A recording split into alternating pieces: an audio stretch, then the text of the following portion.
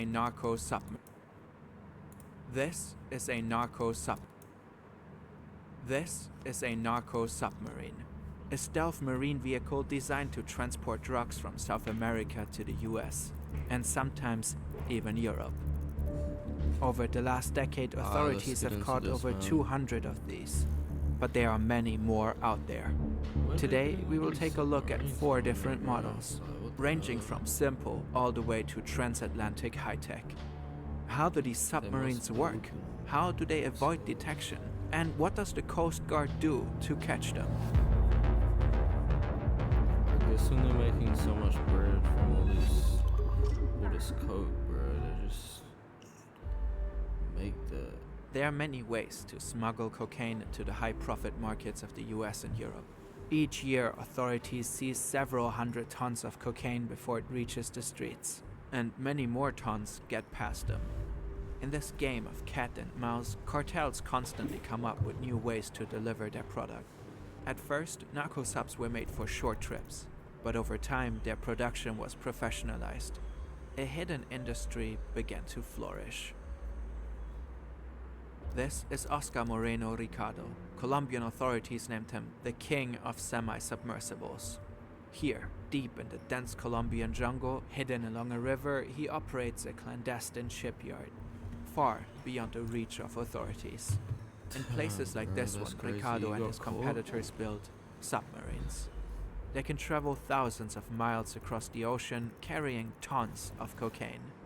These narco-submarines are designed to remain hidden, but there are rare moments when we get a glimpse into their world.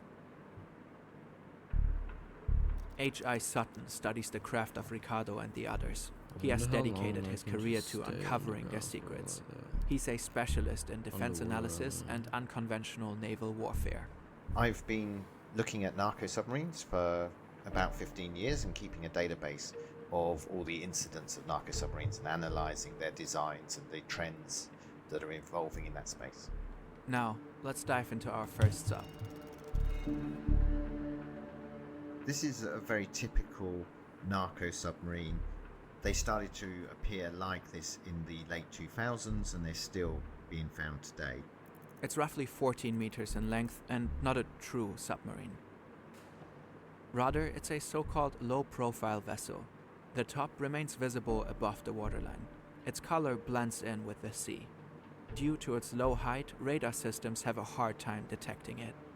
Currently, it is en route to Central America. I wonder if they come all the way to Australia, bro. Inside the cramped vessel, 5 men sit in tense silence. Every so often, the low hum of the diesel engine pulses through the hull as it pushes them forward at 16 kilometers per hour. The sub is divided into 3 compartments. This middle is the crew area. It's sparse and uncomfortable. Bunks cramped tightly together, a single hatch above for entry. Here at the rear, the diesel engine roars, vibrating against the thin fiberglass walls. It is located behind the crew compartment so they can access it to do repairs. Up front, the cargo hold is tightly packed with bags of cocaine, 7.7 tons to be precise. The crew uses the weight of the drugs, fuel and engine to keep the vessel low in the water.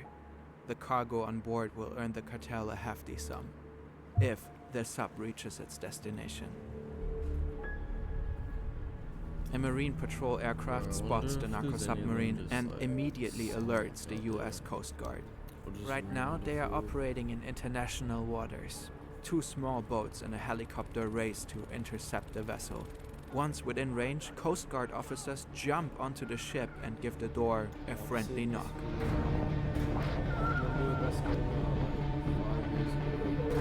They capture the 5 smugglers along with the cocaine, valued at well over $200 million. If law enforcement had not acted so decisively, the smugglers could have opened the scuttling valve, a last resort mechanism that floods the sub and sends it plunging to the ocean floor along with all its evidence. This crew had a relatively short journey. Others travel half across the world.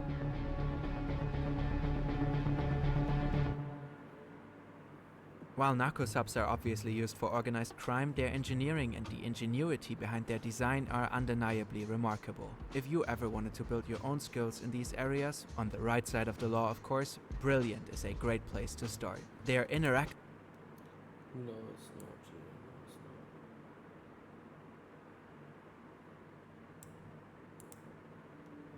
Fucking sellouts.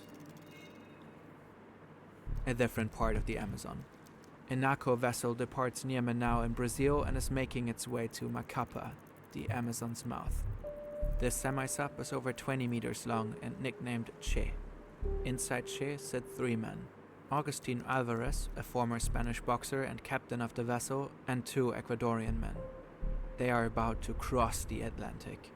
Traveling at around 19 kilometers per hour, they will cover roughly 6,500 kilometers from the Brazilian rainforest all the way to Europe, with no GPS and only a compass to guide their way. It will take them about 2 weeks to reach their destination, if all goes according to plan. This narco sub is very similar to our first one, but it is more modern and larger. It also has 3 compartments. You've got the engine in the back, the crew in the middle, and the cargo bay. Nearly half the sub's size is reserved for fuel. 3 massive tanks holding 20,000 liters, ensuring the vessel can make the long journey. The men have no proper beds and use plastic bags as toilets. For food, they have the choice between energy bars, rice, or cans of sardines. There's only 1 proper seat, so 2 men must lie down at all times. The men endured 3 storms and almost hit a larger ship on the way, but finally managed to cross the Atlantic. But well, luck is not on their side. After 27 days, the sub runs out of fuel. The journey took twice as long as planned. Because of the conditions at sea, they can't deliver the drugs to another vessel. 2 attempts to meet with cartel boats fail. As a last resort, Alvarez contacts old friends from his hometown Vigo and hopes to get help from them to unload the cocaine. But this also fails. So they travel near the coast of Galicia and sink the vessel. Afterwards, the crew wants to flee, but law enforcement has already spotted them. The EU's Maritime Analysis and Operations Center has notified Spain that a suspicious vessel is heading for their coast. They watched them using night vision goggles and observed their arrival in Galicia. Officials arrest the 2 Ecuadorian men shortly after the sinking. Alvarez can flee. He hides nearby in an abandoned house for 5 days and then finally gets arrested. Spanish police refloat and confiscate the sunken submarine. They find 3 tons of cocaine, worth around $100 million. Every time one of these gets caught, a cartel loses a lot of money. Reason enough to innovate. 100 million. At first glance, this just looks like a real submarine. It has the typical cylindrical shape and is around 24 meters long. This build can almost fully submerge. Only a snorkel protrudes from its top, allowing the vessel to breathe, drawing in air to cool its diesel engine and provide fresh oxygen for the crew. It also gives the vessel its name, the snorkel sub. Unlike most real submarines, or most naval submarines, it's not built out of steel or metal, it's built out of fiberglass. A diesel engine powers the sub, while an onboard generator provides electricity for various systems, including a camera mounted atop the snorkel. So they always have an idea of what's around them when they are underwater. Ballast tanks allow it to take in water and dive deeper when danger is spotted. The interior feels cramped yet sophisticated. There's a basic toilet and a sink. Small luxuries that make long journeys more bearable for the crew. The snorkel sub can haul up to 8 tons of cocaine, carrying its illicit cargo thousands of kilometers from Colombia to destinations like Mexico or beyond. So far, not a single one of these has ever been caught at sea. But we know they keep building them because the ones that we have got like this have always been captured on land. So we can infer from that that they must be very successful. And that makes sense. Patrol aircraft will have a much harder time spotting this sub. Through its camera system, it can maneuver around and evade Coast Guard ships with much greater finesse. That's insane, The fact that such a complex machine gets built in a jungle in the middle of nowhere is remarkable. These shipyards are far from traditional supply chains or modern facilities. Narco-submarines are designed and the construction is overseen I by wonder where they master land builders. at These are though. artisans, very technically How did they proficient. not get spotted? They're just impressive pulling up on designs in the sense that while they might beach, look what very it- shoddy and minimalist, they really are the Oh, perfect no. example of the minimum viable product. These subs need to be good enough to reliably transport extremely expensive cargo thousands of miles, but at the same time they have to be built with very basic materials. Not many people are capable of doing that. These master builders, there's only so many of them, and we can tell that because each designer, if you like, has signature. They have certain ways of solving problems that reveal themselves in the designs. And one of these builders far outshines the rest.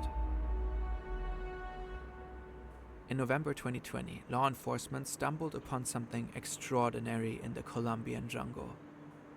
A fully submersible, 12-meter-long narco-submarine. There's no fuel storage and no diesel engine in the back. Instead, the sub houses a whopping 10 tons of batteries, powering 2 electric motors. This is the peak of narco-sub ingenuity. Construction costs roughly $1.5 million.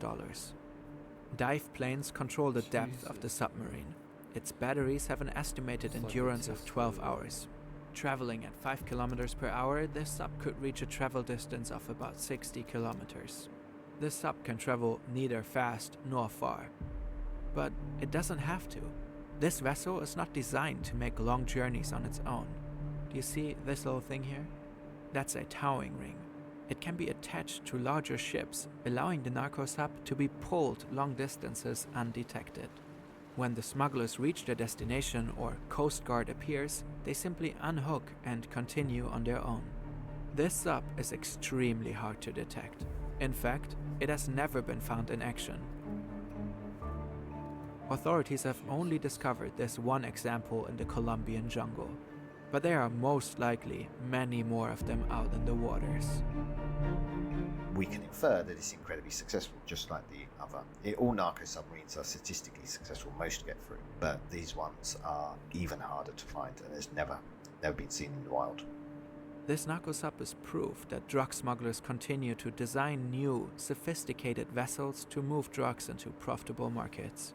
The trend has been towards smaller payloads. They carry less drugs than they used to, but there's more of them. And so it's really about optimizing their supply lines and getting the drugs to the market, minimizing the risks. When the sub completes its mission, it may end up here, in a massive graveyard of narco-submarines on the ocean floor, because almost all of them are only built for a one-off trip.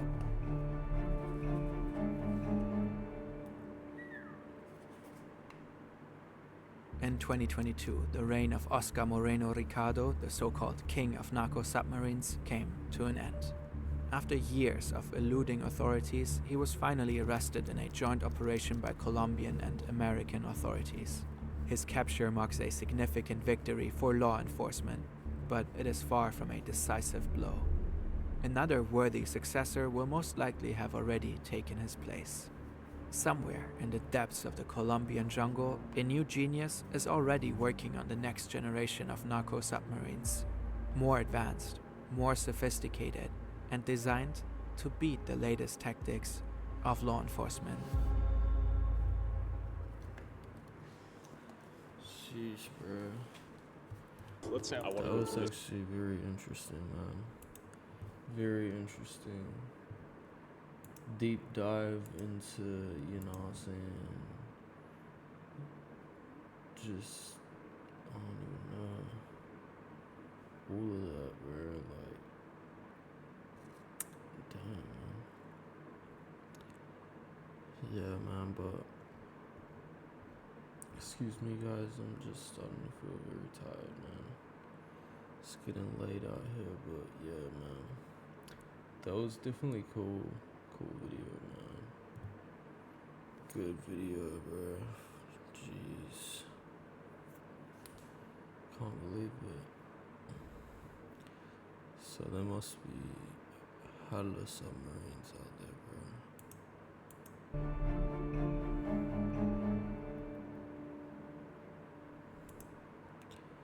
Hella submarines, hella submarines. That's funny how they just clip onto someone else's vehicle, bro. And they just pull up in the German.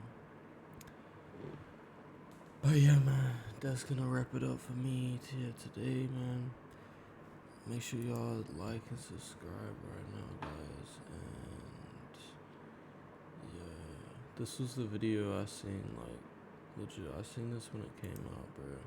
Years ago, fuck. 2019, G, fuck, bro. Crazy shit, dude. That's nearly 7 years ago now. Fuck. Fucking no. Crazy as hell, bro.